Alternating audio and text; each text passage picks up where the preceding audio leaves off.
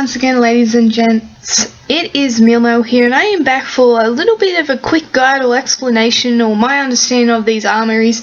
Now, I wanted to take a few days to actually get to know the working order of the armories, and also just to actually, have a practical little go of it and sort of see what my take was on it and things like that. Now, I've got a second armory. At the moment, you can only have a maximum of 2 armories.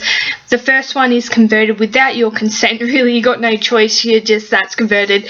The second one, you get a choice, you can convert it or not. Just be wary, if you do convert to the second one, it will cut down significantly on the amount of survivors you can hold. Basically, I went from 222 survivors I could hold down to 158, so it takes a good chunk of survivor space and how many you can house, so just be wary of that, and make sure in regards to that if you are converting to the second one, that you're going to be upgrading the 2 remaining houses you have just to get those spaces back if you want to hold on to them and things like that. So just be bit wary of those things. So for the research, the first thing I recommend you researching is the crafting of parts. Now, they can range from 45 minutes to 14 minutes, I believe, in regards to how long it takes, and some are a bit quicker than that. So definitely start with the crafting of parts. That's the first things I started researching. I just went down the line and researched them all, and then to even disassemble your parts and upgrade things, you've got to research, and they range from 4 minutes 48 all the way up to a day and 6 hours. But for now, I'll just talk individually about each section. So this is the upgrading of your parts here, so I'm just going to talk about, I guess, just little things I've learnt along the way, and just the general things, I guess, here. So basically, with upgrading your attacks from level 1, 2, 3, the higher you go, the more percentage you're going to get. Now, with the success rate, it is important because it's not guaranteeing, but pretty much guaranteeing that this is actually going to success. You can actually fail upgrading your weapons with nothing worse. You're not going to get your parts back on time or nothing like that. So you want that success rate up in the green to guarantee you're going to actually get through this.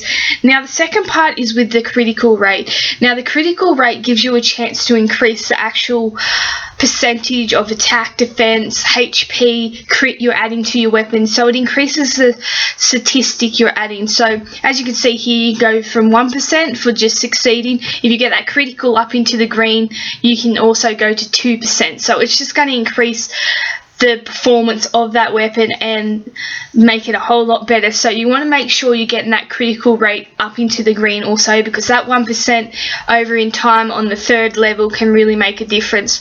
Now, that was the basic stats, so that's adding to the stats that your weapons already has, so as you can see, most weapons, some come with 3, most come with 2, and then you have that clear one there. Now, this one is the one where you can actually convert what you already have. So with converting the seismatics that you already have and things like that, that means you will take away, if you start off at level 1, it will be a minor boost. If you go to level 2, it's a medium boost. If you go to level 3, it's a large boost. So just be wary of that. And you can actually, when you're trying to change out a weapon thing, unless you're starting on the high one straight away, you'll devalue your weapon until you get it up to that level 3 and get it up. So that just means you can put AP onto weapons that usually don't have AP. You can put attack on weapons that usually don't have attack, defense, HP, you name it. Just basically means that you're replacing one of these 3 statistics for something else.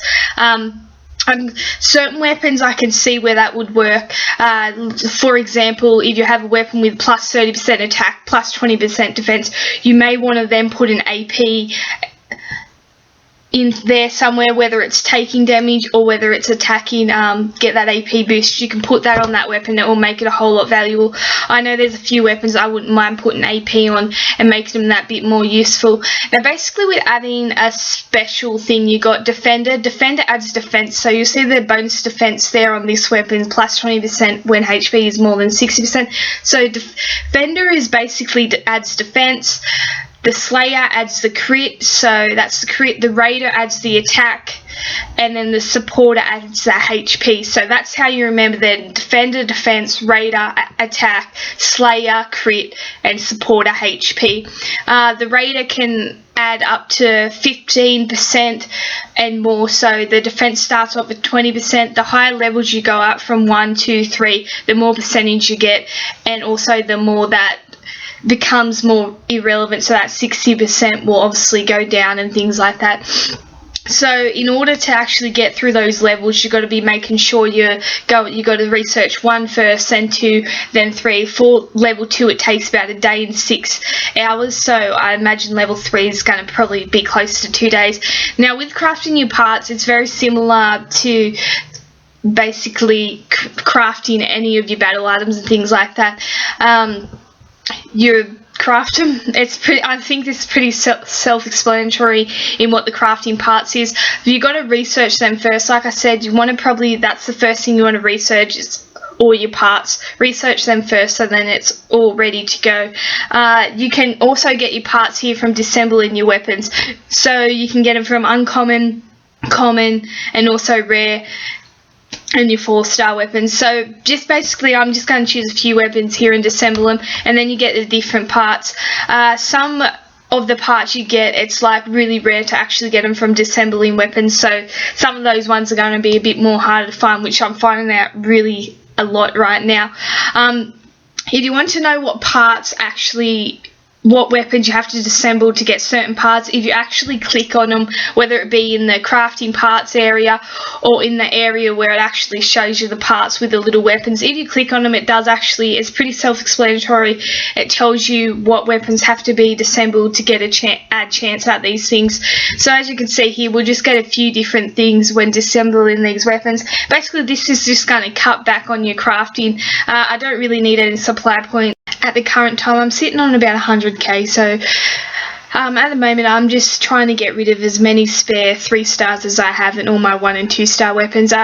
Previously I used to sell all my 1 and 2 star weapons at the supply depot for a bit of food, but now I definitely recommend they're put to a better use and have a better purpose being used in this armory and being disassembled for those parts, so that you're able to upgrade your weapons. So any common and uncommon weapons you get, definitely hit your armory and disassemble them and get as many parts as you can. Now with resetting your weapons, that is the last part. It just sends them back to the default setting.